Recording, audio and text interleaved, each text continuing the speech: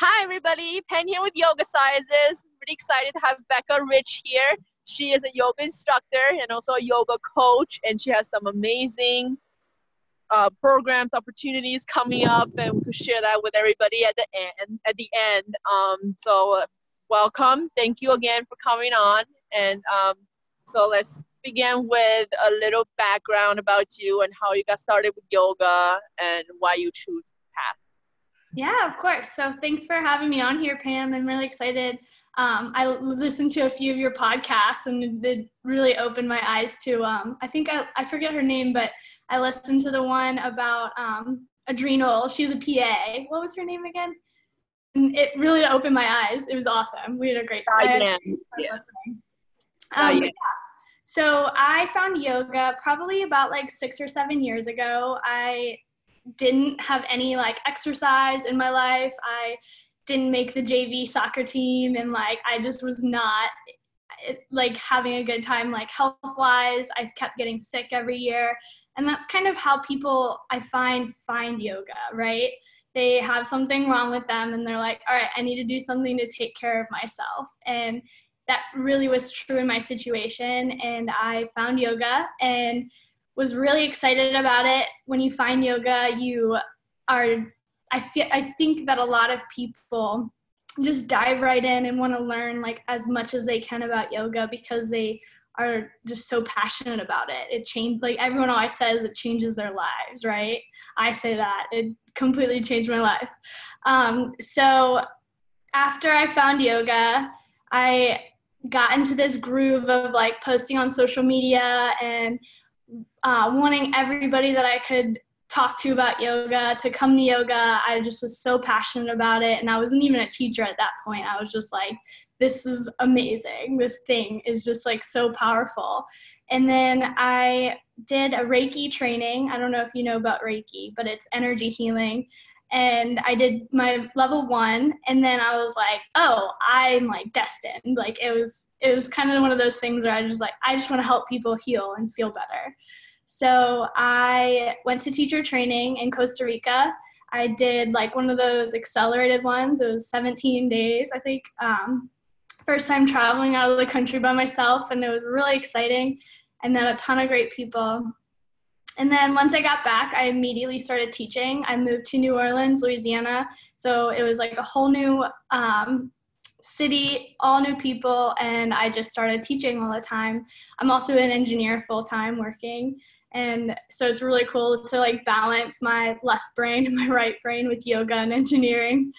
And yeah, like I feel like yoga is now for me something that I can just connect with myself, right? It's not really necessarily about the poses. Like I mentioned earlier, when I first got into yoga, I was all about posting on social media and like doing all these really hard poses, but then I started hurting my body and I wasn't ready for any of those poses. And not that you have to be ready or not, it's more about just taking care of yourself and really connecting with yourself.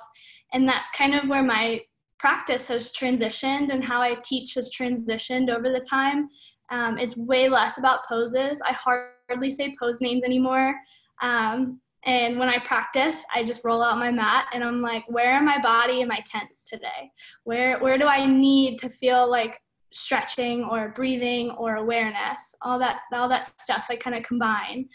And so once I figure out kind of where the tension is, and this is what I do the same thing when I practice or teach people. I start class just by centering and figuring out where in their body is tense. And then usually if it's a community class or a smaller class or whatever, I'll ask people to even shout it out, like, are you feeling tense in your neck or your shoulders? And then we just develop class around that, either if it's just me in my living room or me teaching. It's just about connecting with your sensations in your body and taking care of them. And that's kind of just how my practice and teaching has transformed. And it's really special. Yoga is a really special practice, as you were aware. And I think that it's really important for healing. And it's a great practice. I love it.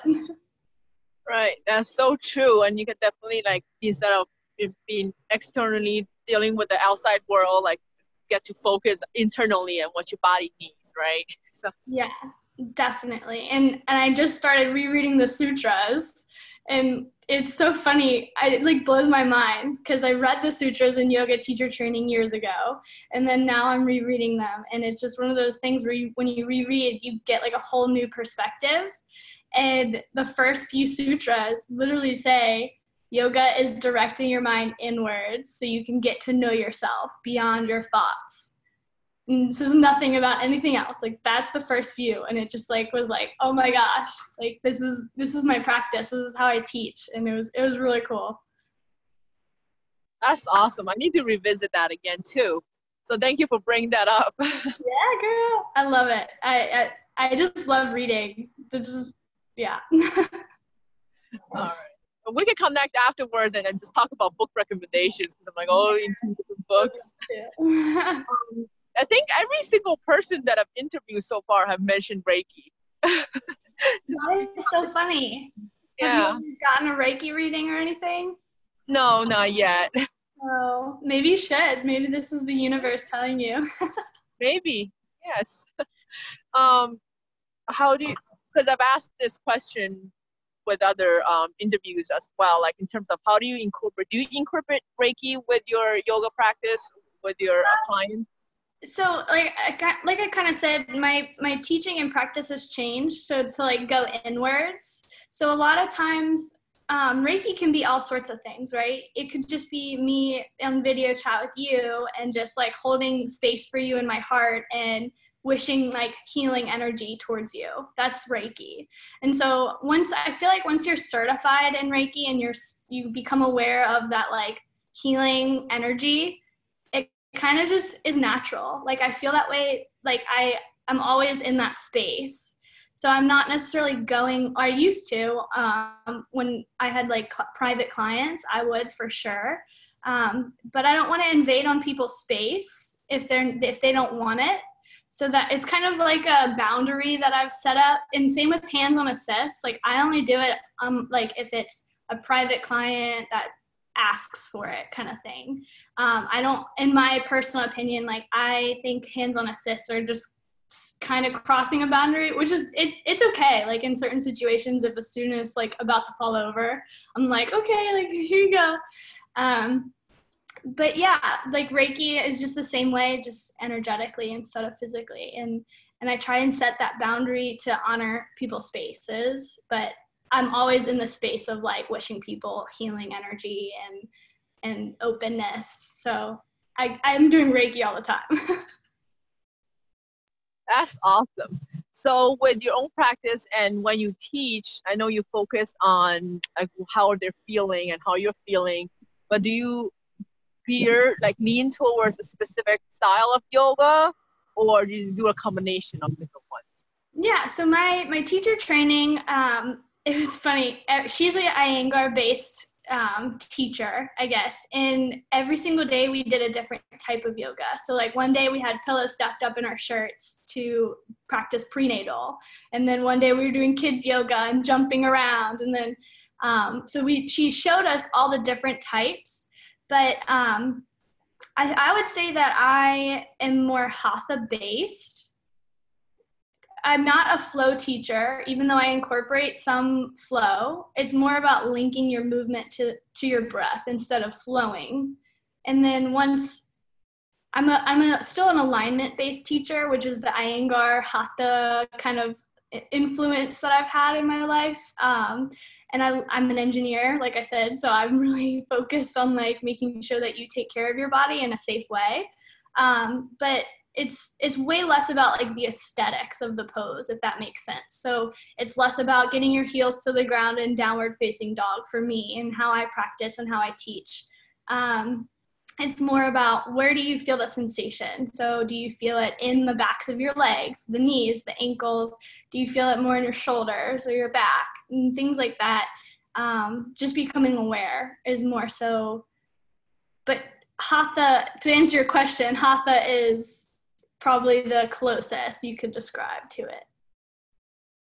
And how do you, what advice would you give for people that are not very focused internally of their own bodies, like in terms of feeling where the positions of during the poses are, who just happen to be more outside than inside, what would you direct them, and how would you like help them out?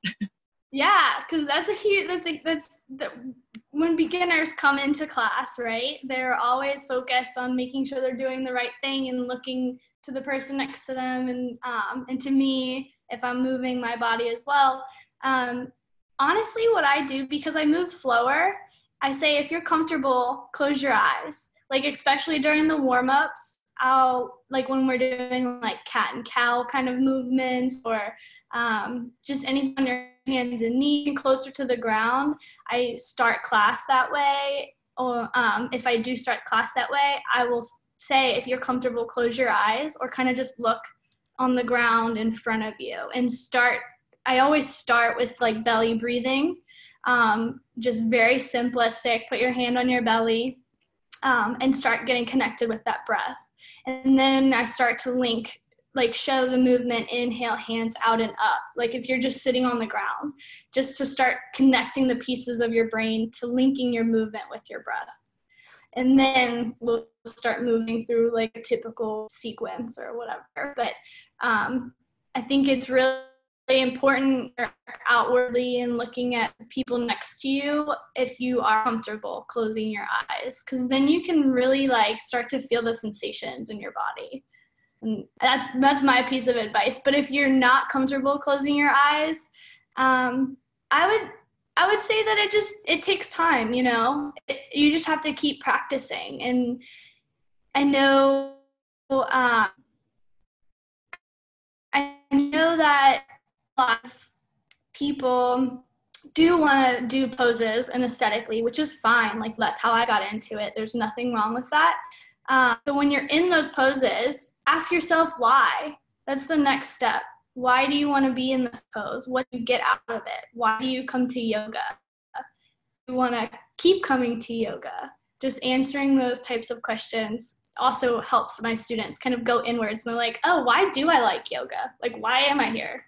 And that's another way to go inwards. Okay, you mentioned closing eyes and different ways to go about that. How about like when you teach? I think I saw it. I don't know if it was in the group that we're in, but somebody asked the style. How do you teach? Do you teach just by talking and walking around the room, or do you do the poses with your students, or do you just demonstrate and then get out of the pose and walk around and observe your students? I'd say it's a pretty mix between all three of them. I think that because people want to see poses, they want to compare and make sure that they're doing the alignment parts right. Like I will do some of the poses, definitely. I'll demonstrate, but I think it helps when I don't demonstrate and I allow the students to just find where they like to put their foot, where they like to put their hands, where they like to put wherever body part in relation to the floor or whatever. But yeah, no, I definitely demonstrate, and sometimes I will practice if it's a smaller class and there's people that I'm aware, like I know, and I will sit on my mat and practice with them for sure. But yeah, I mix all three of them. That's awesome, because I'm a visual person, so it's good for me to see if people do it. But then if the teacher doesn't do the whole thing, then I can just always like peek around if I need to. Just Exactly. Yeah. No. And it's super helpful. I think that it does come down to if you're a visual learner or audio learner, and that is another way to go inwards. Like I'll say, sharpen your ears and try to do this just by instruction. They'll be like, what? But it's interesting. Definitely you can see who's like a visual learner and who's an audio learner when you're teaching yoga. That's awesome. What else? Let me think. As for your favorite pose, what's your favorite pose and why? Oh man, that's a hard question. Honestly, right now, I'm getting to the point where Shavasana is my favorite pose. I feel like because I have this like engineering alignment focused kind of breaking down the poses first mindset, whenever I practice, I'm always thinking about the poses now. And I'm thinking about what does it feel if I move my knee to the left, to the right, forward. So it's a really good like self-exploration process. But then by the end of the class, my brain's exhausted, and it's really cherishing Shavasana lately. To become still and finally rest and just focus on the breath is just so special. And so I just hosted my very first yoga retreat last weekend, and it was 24 hours of complete silence. It was a weekend, but we did Friday night to Saturday night of complete silence, no journaling, no reading, no music, no technology, nothing. And at some points it gets claustrophobic with your thoughts and your mind, and you're like, holy crap, this day is going by so slow. And then other times, like I was just laying on the dock near the water, looking up at the clouds and just like fitting clouds into shapes, and like it was just so much fun to actually sit still. And once you get past that initial scared, anxious mind, it like really opens up. It really opens up your ability to come to stillness, and it's really special. And that's kind of how I view Shavasana lately. Oh my gosh, I have to experience that. I don't know what I would do, but it's probably going to be challenging for me, but that's one of my goals now. That's a good one. It's challenging. It's not supposed to be easy. Our mind's job is to think. So when we are like, mind, slow down, let's chill for a little bit, like it's like, no, not at all. And so it's not easy. It's not supposed to be easy, but we had about 14 of us, and everyone was like, I need more silence. So we ended up creating something called silence buddies. And so we each kind of left with another person that we could just message and be like, hey, July 15th, I'm going to be silent for half the day without my phone and go chill in the park. Just to like keep that accountability. And it was really cool. So yeah, if you need a silent buddy, you got to find a silent buddy. Awesome. I'm going to have to ask around and see who will do this with me online today. That's fun. Now I got to give that a try. Yeah. But with family and my daughter, I don't know how, we'll see how that goes, because she's like, mama, all the time. So I don't know. I'll see how that goes. No, it like I said, it is still hard even with a silent buddy. So it's never easy. What happens if, let's just say you set it for 4 hours, for example, and you failed, like 2 hours in, you have to restart it again? Well, we didn't really make rules, I guess. I mean, it's hard when you have to really dedicate a day or time and space and tell people. Like you would tell your husband, or your partner, you would tell your kid, your kid's young, right? She's pretty young, so it's a little hard. You would have to go and be like, you're watching her, I'm going for the day. So yeah, I think that number one, it's important to tell your community and the people that you're with, hey, I'm taking 4 hours, and actually set it a time and day in your calendar and do it. And then once you do, it's not about failing or success. You kind of have to reframe your mindset around it and just be like, I've made it 2 hours. Hell yeah. I haven't done that ever, and just be like, okay, next month I'll add 2 more hours, or I'll add an hour. And it's just about adding to it instead of trying to be hard on yourself. We're already too hard on ourselves. That's awesome. That's a really fun one to do. Thanks. Yeah, of course.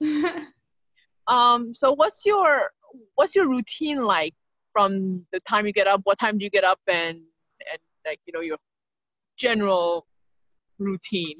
Yeah, so I get to work at 7, which is pretty early. I try to wake up around 5:30, and I make sure that every morning I get at least 10 minutes of meditation. So that's typically my routine, because I had to start small and what does Marie say? Start small and sucky. So I was like, I can't meditate and work out and do all these things in the morning. So I was like, 10 minutes. I have Insight Timer. I don't know if you are familiar with the app Insight Timer.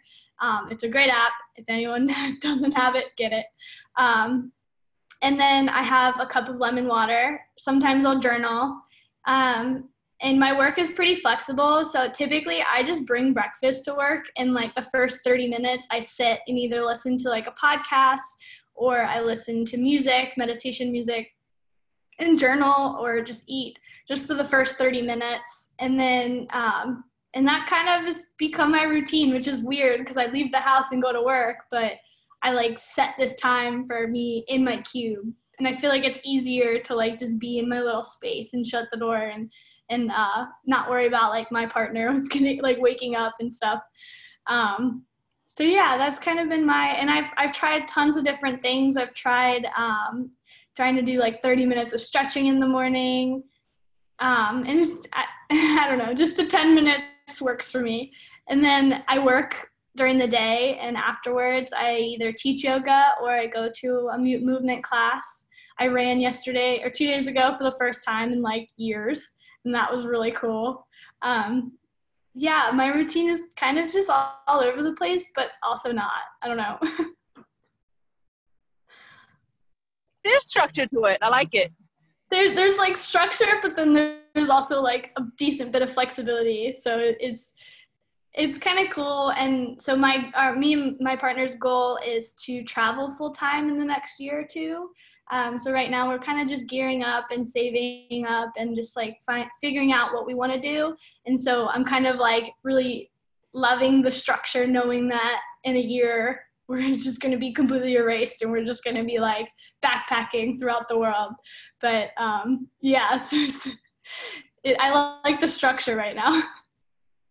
I love it. I love it. Like with the traveling, you can do retreats. There's so many different ways to, incorporate your traveling with it if you choose to. That is. Yeah, I'm really excited. Have you ever heard of a website called Yoga Trade?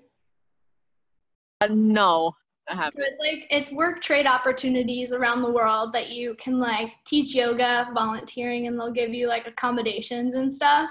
And so that's kind of what I've been putting on my like back burner of my head, just like trying to travel and hopefully get some sort of work trade doing yoga, teaching, or whatever. And that's, on the back burner. That's awesome. So let's talk about your upcoming programs. Yeah. Yeah, so I think, well, first of all, it's called Yoga for You. That's the program name.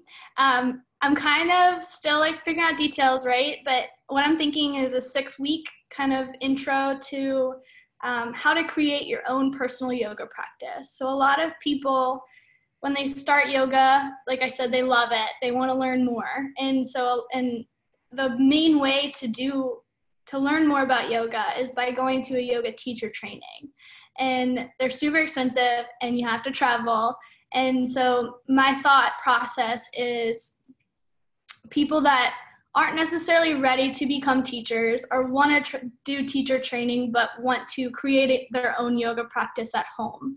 So without a YouTube video, without a teacher, like basically I'm teaching you how to become your own personal teacher. So how to, like, we can design flows together and teach you how to go inwards and connect with yourself. So every week would be a different weekly content theme.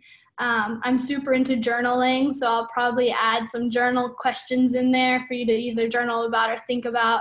But really it's just about I want to help people create time and space to turn inwards, to connect with themselves, and to really like learn more about what the yoga practice means and how special it is. And I want to help the people that don't feel like they can't do yoga because they're not flexible, because that's not what it's about, right? It's not about being flexible or doing the poses, really. That's just, to me, that's just like a a way that we move inwards. We're able to move our body, so then we can sit in that stillness and shavasana. And I want to help people get to that place of like super connectedness. So I'm just working out the kinks right now. I really like that idea because I remember when I first started, I just jumped into it right away because my roommate at that time just took me to an orientation class, and then that was an investment for me, and I ended up doing more trainings.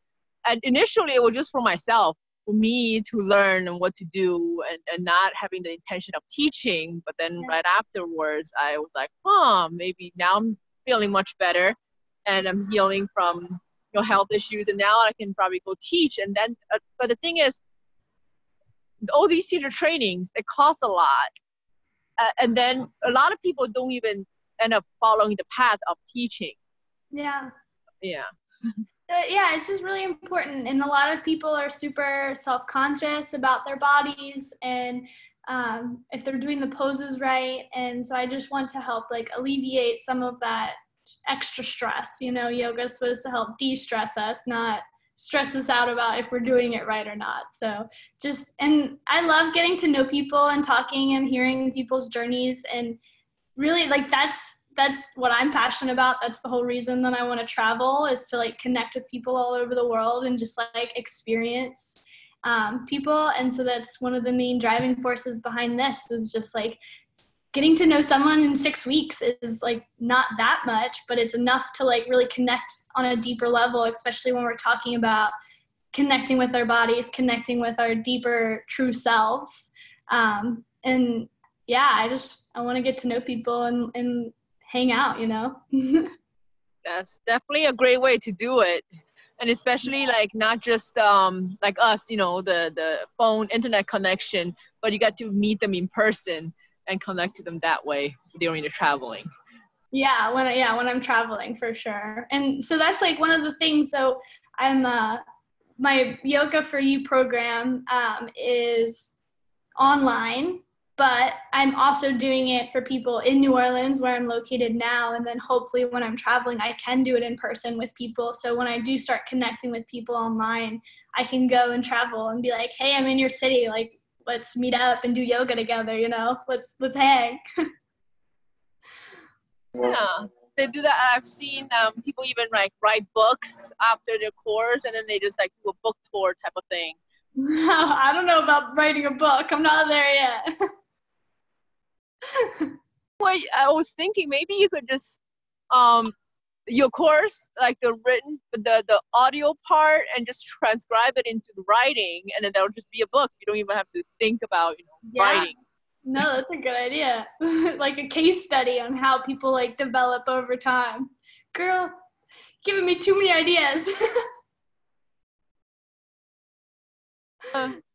That's the problem. People say I have way too many ideas and I try to implement everything, but like, no, you need to focus. Yeah, it's hard. It's really hard. And that's one of the greatest things about coming to stillness and shavasana and yoga retreats. We let go of all the external stuff and we turn inwards. And yeah, that's what's so special about yoga. Do you do yoga nidra too? Because yoga nidra is just basically shavasana and during the whole entire time. Yeah, so my Reiki teacher, who I trained with level 1 and level 2, she's also like a yoga nidra. She like does yoga nidras all the time, and so her website, her voice is just it's just outstanding. I love her voice, and so sometimes like I'll put it on, and then Insight Timer has a great sleep meditation or yoga nidra meditations. And I'll do that for sure. I have one of those acupressure mats. So I'll put the acupressure mat on my floor, and I'll just lay there and put on a yoga nidra. And it's just so relaxing. Like, I just want to be doing that all day. That's awesome. Do you do yoga nidra at all? I do. And I always, that's the thing. I always end up falling asleep. And every time I want to go to a class like that, my husband will say, oh, you're going to a sleeping class? Why waste your money on a sleeping class? You're just going to sleep on your bed. I'm like, that's okay. That's okay. It's supposed to happen. During the silent retreat, all the girls afterward, all the women said that they slept probably 4 times. Like they fell asleep. And I fell asleep twice and I never napped. Like once you get to that point of deep relaxation, your body's like, I need sleep to heal. You know, when we sleep, we heal a lot of things in our body and our minds, and you need it. Right. Not only, wait a minute, right? Not only the healing part, but also your brain, your mind is picking up like the directions, oh my goodness, the guided part of your instructor. So you're still getting benefits from all the different senses. Yeah, definitely. I don't, like my husband always falls asleep and snores, and it's hilarious. And he always gets really upset at himself, and I'm like, no, like that's okay. Like you are in deep rest, you need it, and that's always what I tell people, especially like after yoga class. Like if someone like comes up to me and they're like, I started snoring, didn't I? And I'm like, yeah, but that's awesome. Like I feel like I do my job right when they fall asleep in Shavasana. I remember my teacher right before the class, he always reminds everybody, just have a pillow or like a folded blanket underneath the neck area, so if you feel a snore. So yeah, super helpful. I mean, snoring it can bother other people, but whatever, you know, just turn inwards, focus on your own breath. Goodness, I'm loving this. What else? Let's see. I don't know what else. So what type of yoga do you teach? I forget. Hatha.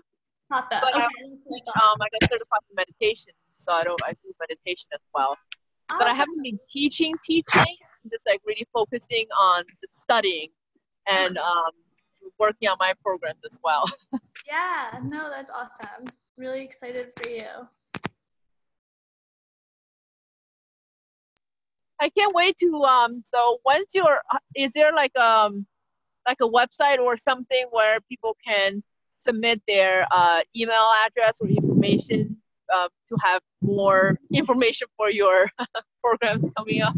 Yeah. So my website is called BeccaRichWellness.com. And on that, you'll find information about the program, like it's already out there. I just am accepting clients slowly. So I have a few clients that I'm already working with, and I don't want to like overload myself either. And I want to hold space for my students as well. So there's a button that you can apply to the program, and you can subscribe to the email newsletter. I send out emails every other Tuesday, bi-weekly. And so, yeah, if you want to check out my website and kind of more about me, the website's new. So it's not fully updated, or not, it's updated, but it's not fully done yet. So yeah, there's quite a bit of information though. So if you want to learn more about me and the program, feel free to go to BeccaRichWellness.com. And then I'm on Instagram and Facebook, Becca Rich Wellness. So awesome. And if you mention Yogacises, and you'll get then we can there's a special or something going on, right? Yeah. So yeah, we'll if you subscribe to the email newsletter, we'll send out a code for the Yogacises. We're gonna do like a little partnership. So yeah, just keep an eye out and subscribe to the newsletter when you hear this podcast. I can't wait for your Yoga for You program comes out. Thank you. I'm excited. Yeah, we're my husband's like helping me a little bit, like design the website and put stuff together. So we're really excited about it. I just realized what I just said totally didn't make sense grammatically. It's like, I don't know what I was saying. Whatever. I understood it, so that's cool. That's funny. All right. Thank you for being on. And once your program is up, I would like to invite you back again to talk more about it, if that's okay. Yes, I would totally love to. Yes, for sure. Awesome. Thank you for being on. Thanks, Pan. I'll see you later. See you later.